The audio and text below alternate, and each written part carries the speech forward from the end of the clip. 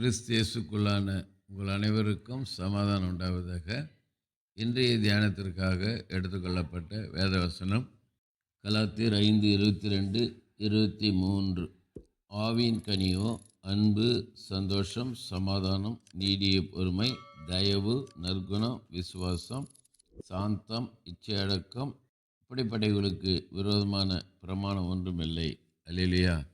பவுலடியார் கலாத்தி சபைக்கு எழுதும்போது ஆவியின் கனிகளை குறித்து 9 வகையான கனிகளை குறித்து எழுதுகிறதை பார்க்கிறோம்.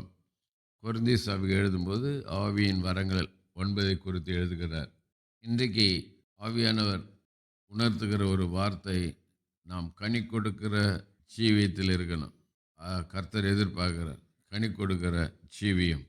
அதுதான் யோவானில் சொல்லும்போது, கனி கொடுக்கிற செடியினுடைய நிலைமை, கனி கொடுக்காத சிலை செடியினுடைய நிலைமை பார்க்குறோம். கனி கொடுக்கிற கொடி எதுவோ அது அதிக கனிகளை கொடுக்கும்படி அதை சுத்தம் பண்ணுகிறார். கனி கொடுக்கிற கொடி சுத்தம் பண்ணுறார். ஏன்னா இன்னும் அநேக கனிகளை கொடுக்கணும்னு சொல்லி.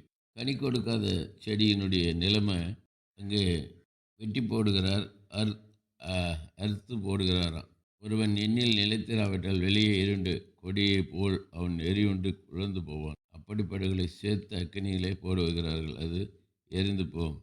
கனி கொடுக்காத மரம் வெட்டி அக்கினியில் போடப்படும், கொடியும் வெட்டி அக்கினியில் போடப்படும். பரிதாபமான நிலைமை.